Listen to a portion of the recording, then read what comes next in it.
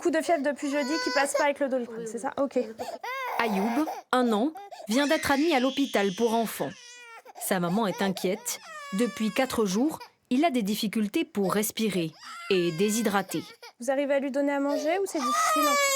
Chaque fois il mange, il vomit. Ok, bon, on a mis une perfusion pour l'hydrater et on va faire une prise de sang pour regarder Pour le médecin, Ayoub présente des symptômes grippaux. Il doit rester sous surveillance. Les urgences, la pédiatrique sont sursaturées actuellement par les épidémies hivernales, comme on les appelle. Il y a à la fois la bronchiolite due au virus VRS et la grippe là, qui est en train d'exploser en ce moment, avec voilà, des enfants qui arrivent effectivement très fébriles, très fatigués. Les entrées aux urgences pédiatriques ont augmenté depuis une semaine. 170 à 200 passages par jour, contre 120 habituellement. Et pour les parents, jusqu'à 4 heures d'attente. Une situation tendue aussi dans d'autres hôpitaux marseillais. Donc à Nord, il n'y a plus de place du tout pour hospitaliser les enfants et donc vous allez nous les retransférer.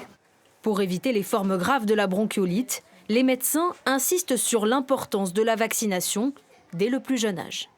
On en parle systématiquement, d'autant plus qu'on se rend compte, on est encore une fois au début de l'épidémie, mais que beaucoup d'enfants qui se présentent avec des formes un peu plus sévères n'ont pas été vaccinés. Donc le vaccin a l'air quand même de très bien protéger.